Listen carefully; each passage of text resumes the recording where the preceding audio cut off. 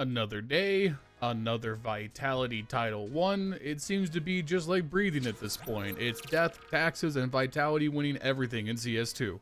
We concluded Blast Rivals Season 1 with yet another best-of-5 matchup between Vitality and the Falcons, and despite a strong showing out the gates on Inferno, ending one of Vitality's many map win streaks, Falcons would go up and down from there, getting battered left and right on Dust 2 and Train, and then seeming to do the impossible, truly defeat Vitality in convincing fashion, being up 12-3 on Mirage at one point, before shenanigans ensued, leading Vitality to run the gauntlet all the way back into overtime before m0NESY could cap off one of his career best performances. Unfortunately, things would end on a sour note on Nuke, with Falcons petering out. It just seems like Vitality can do no wrong, and even if they do, it's never for a long enough period to matter. My name is LionHeartZ. Thank you guys so much for joining me on this journey through the Blast Rivals playoffs. If you enjoy these kinds of recaps, it really helps me a lot if you take a second, leave a like, leave a comment down below, especially subscribe to the channel if you haven't already. I want to hit 10k subscribers by the end of the year, and it helps out immensely in the YouTube algorithm. Lastly, before we get started, I would like to thank today's sponsor. This video is sponsored by SkinsMonkey, a CS2 trading website. You put in the skins that you want to trade, you select what you want, you use my code LionHeartZ for up to $5 off, or click the top link in the description, and boom, new drip. Nice. You can also use my code for a 35% deposit bonus if you want to buy with real money. And they have a free section with cool giveaways. So check the top link in the description, use my code to buy 15 Dragon Lores to let them know I sent you their way, and thank you to SkinsMonkey for sponsoring this video. What's interesting about this matchup on the face of it is that we got a shot-for-shot recreation of the IEM Melbourne Grand Final from a week ago. We got the same 5 maps in the same exact order, so we got to really see what these teams are like with this much experience playing each other this deep into their map pools. If you can cast your mind back, you'll remember that on Inferno last time, Falcons were soundly defeated by Vitality to a 13-2 scoreline, extending their then Inferno streak. So coming into this series, would Falcons be able to throw a different look? Would they be able to better perform as individuals to try and knock Vitality off this pedestal? Especially m0NESY, who had a very poor performance back then in the first map on Inferno, cut to this game, and he looks much better. He top frags for the whole map, going for 23 kills and a 1.54 rating, but more so than that, he had amazing bursts of impact, especially on the CT side opener. Timely multi-kills at multiple points helped Falcons to establish an early lead. The other thing that went really well for Falcons both in this game and especially across the series were pistol round wins. They converted both pistol rounds and the subsequent anti-ecos to establish early half leads. This is absolutely important because one of the hallmarks of Vitality's playstyle is the ability to concede pistol rounds in most cases, but then battle back and beat you with their own force buys. They're very, very good at snapping your momentum early, and you need every round you can get against a team this deep and well oiled. Past m0NESY, what also went really well was the fact that there was just a good even spread of firepower amongst the Falcons. Everyone from Niko, TeSeS, Magisk, and even Kixan had moments where they shone through brightly, and if you are a fan of this team, this is exactly what you want to see. Aside from Niko not really having the pop-offs that we all know him for, seeing Magisk and TeSeS be overall much more solid at this event compared to Melbourne is a huge good sign going into the major cycle. Now, of course, this wasn't a straightforward blowout. Vitality pretty much never concede those, so you weren't going to have a perfect CT half on Inferno, especially considering its T-sided slant nowadays. ZywOo himself would take over early on, getting Vitality on the board with just an insane triple entry up banana. Very much a fuck it, I'm gonna do it myself mentality from him, something he's been known to do from time to time in his career if you weren't very familiar.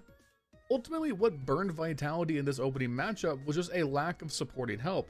Drops and Apex were good enough, but not overall remarkable, especially on the T sides, and then flamesy and mezY both had pretty awful games by their usual standards. These two have been fantastic pretty much the entire time that Vitality has been dominating, but obviously when two of your main pieces go missing, it's going to be very hard to carry even if you're ZywOo or Rops. It's especially bad for mezY to tune in such a bad performance because he's so integral to their A side anchoring. He was getting pressured on their CT side routinely, and it cost them many rounds. Before we skedoodle on to the next map, I do have to highlight this play that got Falcons on the match point from TeSeS, because honestly, what I love about TeSeS is that he seems to be the type of player who is not always going to jump off the page statistically, but he absolutely is a riser in the biggest moments. He seems to love striking out in these grand finals and just turning heads with ridiculous plays, none more so in recent memory than this, where he's going to end up in a 2v4 situation trying to get the bomb down on B late, He's gonna go for the plant. ZywOo's gonna overextend to kill the bomb planter. He pops off, takes care of ZywOo, finishes planting the bomb. And then you might be thinking here, if we pause the video, that Tessus would want to play safe while Magisk tries to work around the flank so he doesn't get the bomb site for free. And that's where you would be wrong about Tessus, because he's one of the most aggressive players in the entire game. He loves to swing first, ask questions later, and the good thing about that is that CS2 massively caters to the person who is peeking over the person who is trying to hold an angle. The problem with trying to hold back and hold an angle here is that you can only really cover one spot without overexposing yourself. You're leaving a lot of room for CTs to close the gap, throw out Church, maybe take a look down Banana, realize that Magisk is nowhere near close, and then you're going to end up in a lopsided 2v1. So taking the initiative to take smart gunfights makes absolute sense to me, and Tessus is just one of the very best players at actualizing on that aggression. He takes a perfect peek into CT to get the first kill. He then takes another perfect peek again into Church to finish the round. He didn't need to take the second one. He just loves to play aggressive and take space back, got a good pre-fire and executed on it. Just very, very good stuff from Tessus. Unfortunately, as I alluded to in the intro, the next two maps will be very, very slow from Falcons, namely in the firepower department. As you'll remember back in Melbourne, they beat and ended Vitality's streak on Dust 2 in triumphant fashion. m0NESY really leading the charge, looking excellent on that T side. But we come back into this game, and the T side was unfortunately tepid from Falcons. Both Niko and m0NESY very limited in their success. m0NESY especially, who on the opening half only goes for 6 kills, 10 deaths. Leading the way for the Falcons was Tessus, who went 10 and 10. So they were very, very light on their impact. Another thing that really killed Falcons across this series was their inability to get opening kills. Across the entire series, Vitality would get 65 opening kills to Falcons 46. And across the first 4 maps, Vitality would lead the way in first kills overall compared to the Falcons. Falcons only managing to get that lead in Nuke, which ultimately didn't matter. These openers are obviously pivotal, as 4v5s are easier to win than 5v5s, as we all know. But it really speaks to a lack of impact from players like m0NESY and Niko especially, who are famous for their openings on this map especially. So firepower diff, yada yada, Vitality looked pretty unstoppable. The only interesting part about this game everyone's been talking about on Twitter was this defuse by Kixan that was stopped by ZywOo. It is round 17, 6-10 scoreline. Vitality are on a desperation buy. Mac-10, Galil, AK, not everything you'd want going into this round. They're going to go all in on the fast long A push. They're going to be able to take the site control courtesy of an opening pick from Flamesy that's traded out by m0NESY. The bomb gets down and we settle into a 4v4 post-plant situation. We're going to accelerate forward a little bit here. Falcons are going to group up, begin to retake the bomb site. Great contributions from m0NESY and Magisk later, and it leaves ZywOo as the last one alive as Kixan drops a smoke on the bomb with very little time left. Kixan has to dive on the bomb to get the defuse going now, or the round is over. ZywOo jumps into the smoke, starts poking him with the knife. Somehow ZywOo gets the knife kill, ends the round. However, as you're going to see on my demo POV, if you look at the timer, it says 0.015 seconds remaining. However, the Blast technicians live on the scene went back into the game and were able to determine that there was actually no time left on the timer when Kixan died. This is also confirmed by Btrams over on Twitter. If you don't know who Btrams is, he is one of the best statisticians that we have in the scene. This man's database has no limits. He can find anything when it comes to numbers in CS2, I guarantee it, and you should follow him because his infographics are incredibly well detailed. He went into the demo files once this game was over and actually counted the individual ticks to determine how long a normal defuse is compared to the one that Kixan engaged in. Compared to a defuse by ZywOo earlier in the game, both defuses took exactly 320 ticks to complete with a kit equipped. But ZywOo's was a confirmed defuse while Kixan died. So what happened? Well, to the best of my knowledge, this is actually a rare case where subtick is working as intended. If you don't understand the fundamental differences between subtick and what CSGO used to have with 64 and 128 tick, I am not the right guy to explain that because it's really, really complicated. The one thing you need to understand is that the chief difference between a 128 tick pro server and the current 64 sub-tick pro servers in CS2 is that if something happens to fall in between 2 ticks, it is not recognized by the server in CSGO. The fundamental difference in subtick and why Valve insists it's better is that the servers now have the ability to detect events that fall between ticks. A very rare event, but in CSGO, if this knife kill were to happen, by my best estimation, ZywOo would not have been able to register the kill until the next available tick, which would have granted the defuse to Kixan. Because the last knife swipe happened to fall between 2 ticks in CS2, it was counted accurately, rewarding ZywOo a literal 0.000 second defuse deny and hoeing Falcons out of a round. Fascinating stuff. I am not the right person to break it down further, but that is the best of my understanding what happened. Ultimately, not the most impactful round, I guess, because, you know, Vitality still beat ass, but still pretty neat. Alright, let's move on to Train.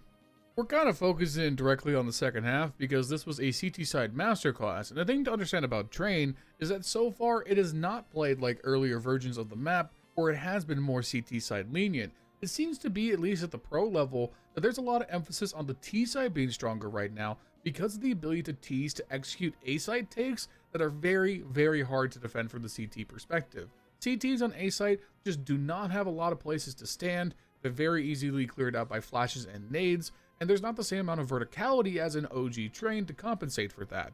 So if you can really effectively split A down from Pop Dog and main, T sides have a lot of room to work and actually get out and take bomb sites. Something that both these teams have taken advantage of in various matchups previous. So here we're 7-5, we're going into the pistol round. Falcons managed to pull off a beautiful B side execute, and in the post plan, both Kixan and Magisk managed to navigate around the fridges and get off great timely flanks to allow them to win, even though it comes down to Kixan in a 1v2 with Apex trying to stick the plan. Alright, great start, 7-6 scoreline now. You have the advantage going into this anti-eco defense. You know Vitality are gonna want to force buy. All you have to do is not fuck it up. They messed it up though. They're wanting to go for this fast A action as I just mentioned. However, there's two things that I think go immediately wrong. One, Mezzi gets a shot through the smoke on Niko. That's not ideal. Also, there's not enough time for someone to split through upper and come down Pop Dog. So instead, you're pushing into a bunch of scouts and MP9s into an entrenched position through A main, only one lane, so it becomes a bit of a clusterfuck. Obviously, Niko goes down through the smoke, as we already said. Flamesy takes out Kixan by E-Box. ZywOo swings on the other side into Tessas as Tessas takes out Flamesy for the immediate trade, leaving Muncie and Magisk in a 2v4. Muncie immediately cuts the advantage back to a 2v2, but then some devil magic by Mezzi and Apex with the scouts through the smoke once again confirms both Magisk and Muncie, and now instead of going up 7-7, you fall 8-6 and are forced into a very tough economic position. And I do think going into this next round that Falcons played far too aggressive with their economy. I understand that the force buy wars kind of necessitate wanting to play cat and mouse with Vitality here because their own economic position is so shaky. If you were able to get like an AK onto Muncie or like an AK and a Galil and then some pistols, maybe it's more justifiable. But look at this atrocious buy. It's a Galil and Deagles. That's it. Hero Galil just does not sound as tantalizing as Hero AK in Muncie's hands, now does it? I just don't think it's enough. I think you should have elected to take the save here. Now, I understand, they're already broke, so if you do save here, the following round is not exactly going to be ideal. With 1900 loss bonus, Kixan and Muncie can get AK and armor and a couple of flashbangs. Meanwhile, the rest of the players are getting Galil, armor, nades, or Galil, armor at best. Not exactly what you want to bring into a full stack round, but consider this. The econ position is already precarious. It's a 9-6 scoreline in this scenario. If you can steal that round back, you can try and put Vitality once again on the back foot themselves. But at this point, having to force buy on this round as we're watching in the background will then lead into a save in the subsequent round. Once we get to this 10-6 scoreline, this buy is so consequential for the rest of the game that if you lose it, you're going to struggle to get anything close to a full buy for the rest of the game. The game already hangs in the balance because you guys blew this force buy, but I'd rather try to get as many rounds that maximize the best amount of firepower you can here. And I do think that if they had elected to save on this round, they might have been able to squeeze one more close to full buy round throughout this half, all else equal. Now that's certainly debatable, that's just my opinion. Regardless, they obviously do not win this weird force buy, have to save in the round after, and then we cut to the 10-6 scoreline we just mentioned, where they're now in their first proper full buy versus full buy round. No op in Muncie's hands, but at least you're going to be able to do something right. Flames are going to creep up into long dog, start to work the flank. All you guys got to do is check your corners as you're going into upper B. Make sure you don't get Flamesy, you know, anything weird like a couple of 1v1 gunfights. I think that'd be ideal. Okay, we're getting a little close here. Flamesy's going to shoot Magisk in the back. That's fine. That's going to happen. Can we get a trade? All right, no trade. Just don't swing Flamesy in a 1v1, whatever you do. Niko, just don't extend by yourself where you can't be traded. Niko, no, god damn it. Niko couldn't be traded out. 2 1v1s given for free. Flamesy gets a third on the way out before he finally gets traded out by Munisi, and that's a triple kill that is crippling. Mezzy's going to clear up the round not that long after, and your one big chance in the game was just thrown in the trash. Anyways, that was kind of a long tangent. I wasn't even really going to talk about this, and then it kind of came to me spur of the moment. That's why you should probably script your videos if you're out there trying to do this like I am. Lockdown defense from Vitality. They now go up 2-1, looking to eliminate Falcons as we head into Mirage. And, man, hell of a game on Mirage, huh, guys? I think back during the Melbourne recap, I said that this was a Munisi life game on the Mirage map back then. But, no. This is one for Munisi to put on the pedestal and look back on when the career's gonna be like, yeah, I was that guy on that map. Before things get really wacky late in the second half, Munisi ends this game with 35 kills, 19 deaths, a 1.61 rating, the game-winning clutch, insane impact across the entire map. I mean, just straight up out-opping ZywOo. ZywOo is definitely a better rifler than Munisi, but I would argue that Munisi, at least right now, is hitting better op shots pound for pound than ZywOo does. At least that's what it feels like both of the times that these two have matched up. I was curious, so I double checked. Across the entire series, Munisi did have more op kills than ZywOo, but only 2. We're talking the difference of 28 or 26. Still insane from both players, but Munisi does edge it out. If you're curious about the Melbourne comparison, when double checked again, Munisi had 44 op kills to ZywOo's 38. So yeah, beat him in both series. Focusing back in on this game, yeah, so throughout the first half until, again, shenanigans ensue, this is the worst ass beating we've seen this Vitality team take pretty much ever since they started winning everything. Going down 12-3, I have never seen this team in this kind of deficit yet, and the fact this goes to overtime is just a huge mark against their class as a top team. I mean, for real. The fact that Vitality nearly brings this back is it's hard to describe how much focus, concentration, and Falcons throwing that requires. Now, Falcons definitely teed up. I'm going to put it on screen here. Here is Munisi's kill feed. If you go look at the demo file, you'll notice right about here where the time cursor is, Munisi does not get many kills until we get into overtime. Compared to the rest of the game, when Munisi had been feasting. 100% preventing Munisi multi-kills is how they even manage this comeback. Before we get there, though, another round that has to be highlighted. Vitality lost a round on the CT side against full Glocks. 4 Glocks and a P250. Robs gets a double kill on the B side. Munisi gets a double kill entry in a 3v5 with a Glock. Okay. That's okay. That is my professional opinion. Okay. And keep in mind, you see on the scoreboard there, 4-3 as they get into this B side. Yeah, this Glock round allowed Falcons to win the next rest of the rounds all the way to match point. That's crazy, man. All right, so how did Falcons mess this up? Well, came down to a few things. Let's look at their first round defense here at match point 12-3.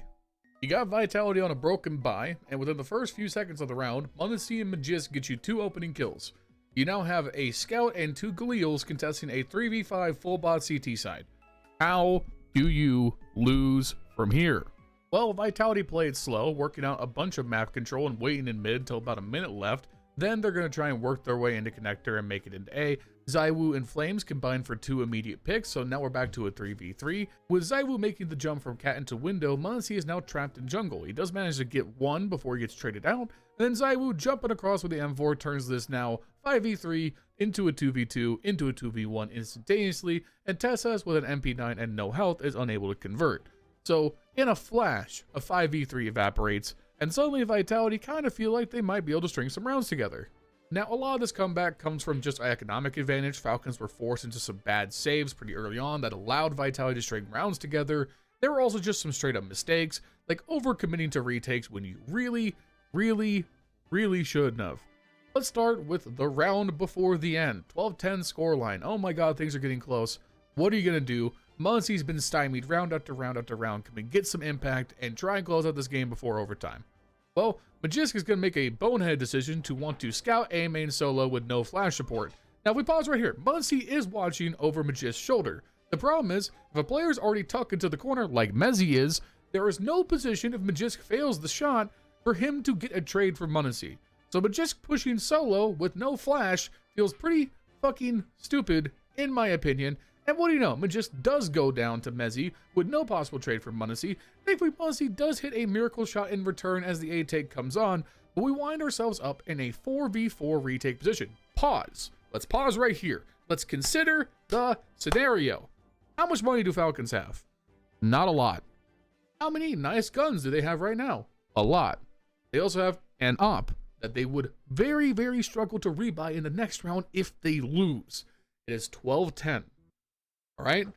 Why, oh why, would you do anything like try this 4v4 retake when you are shut so far out of the site that it is so hard to retake with no one in position to make a play happen? You can definitely take a look. You should always take a look, because you never know when the tees might give you an advantage. But when like 15 seconds have elapsed and you haven't been able to make any headway, save! Just concede the round. Do not give up these guns that are so hard to repurchase. Look at your money. Instead, it's a total botched, half-baked retake with no time left. Everyone gets eviscerated. Muzzy, all alone in jungle, manages to get some picks on the way out, but he's not able to exit and save. And now we go into the final round because of that with just no money. The buy is so bad. You have 2 FAMASas and MP9. No op. No op for Muzzy when he is nearly at 30 kills. Why? Why? This 4v4 retake was so bad. It just comes down to nerves. Falcons were choking as hard as possible at this point. Niko was having a terrible game. More on that in a moment. Tesses, Magisk, it was just Muzzy, man. It was just Muzzy backpacking like this is simple in 2018, playing against Astralis. He's playing with Zeus, Edward, and Flamey all over again, and he's just trying his best to drop 40 and end the game before it goes to overtime. And then, of course, what I thought was going to be the death nail in this series, ZywOo has one of the best clutches of the year in this situation in the final round. It's a 4v4 situation, about 1:20 on the clock. ZywOo is trying to make his way up connector. He's going to be able to find Tesses on the stairs, get his first kill of the round. Good trade out on Flamesy, 3v3 situation.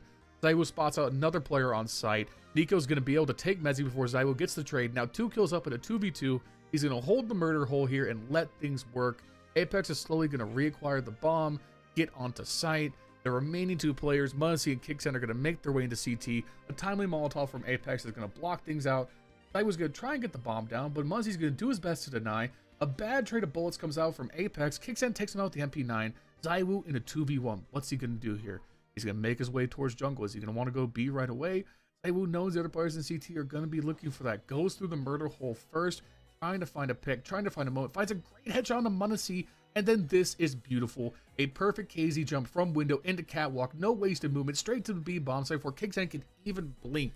Has all the time in the world to get the bomb down, work his way into a post-plant position, and now it's a 1v1 IGL versus the best player in the world. Kixen is sweating bullets. And you know how I know he's sweating bullets? Because Kixen is going to work his way slowly into the site as the bomb ticks down. He's going to clear everything and have to touch the bomb and stick it. And as the stick comes out, you can see how much the stress got to Kixen in this moment, because ZywOo shoots 1 bullet and Kixen was already under a second on the defuse. If Kixen just didn't react and stick, it's game over. But oops, 2 for flinching. I gotta hit you in the shoulder, Kixen, because you flinched. And that gave ZywOo enough time to distract you, pull you off the bomb. You get the kill anyway, but there's no time left. We're going to overtime. And this is the classic sign that nerves got to Falcons, right? We've all been there in our matchmaking games. You stress and stress and stress, fold a bunch of match points, you get into the first round of overtime, and what do? You calmly win it. Definitively, no problem at all, because it's overtime. You're not stressing anymore. It's not match point 8 times over. It just shows how uncomfortable Falcons were in that situation. And it has to be said, where is Niko? You know, I've defended the Niko choking allegations many times on this channel, but he's been missing in this series. You know, spoiler alert, as we're going to talk about more on Nuke in just a minute, he's the worst player in this series. So where is Niko? It's truly Muzzy against the world, man. And it's just like seeing Niko struggle so much in these big moments just hurts as a fan of his. Anyways, long story too long.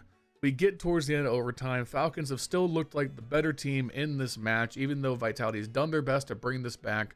Let's talk about this final round, because as good as ZywOo was with that clutch, m0NESY gives him one just as good to ice the game and send it to a nuke decider. And I'm going to be honest, I think if Vitality pushed us to double overtime, Falcons were going to crumble.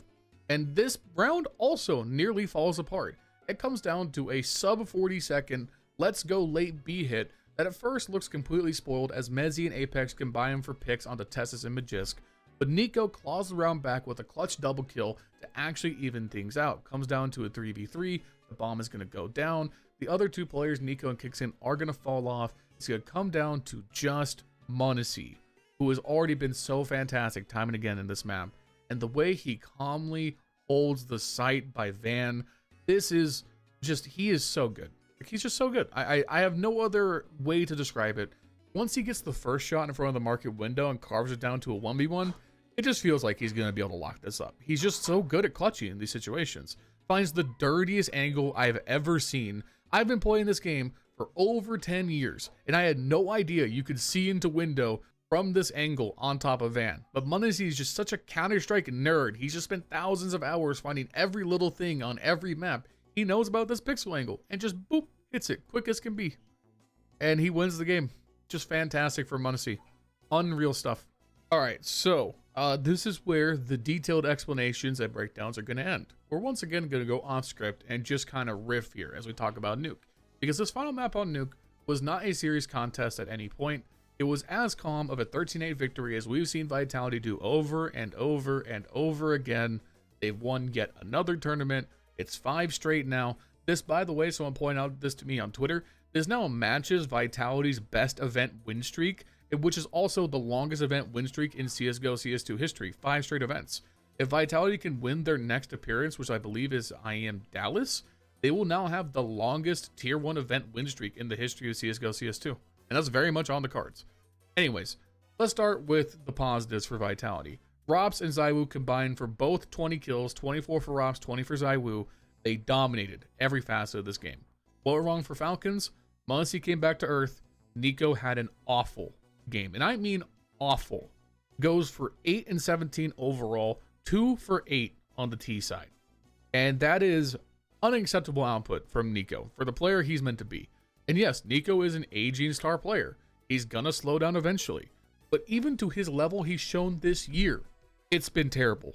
I personally do not like partaking in the Niko chokes and grand finals discussion, because I really don't think it's true.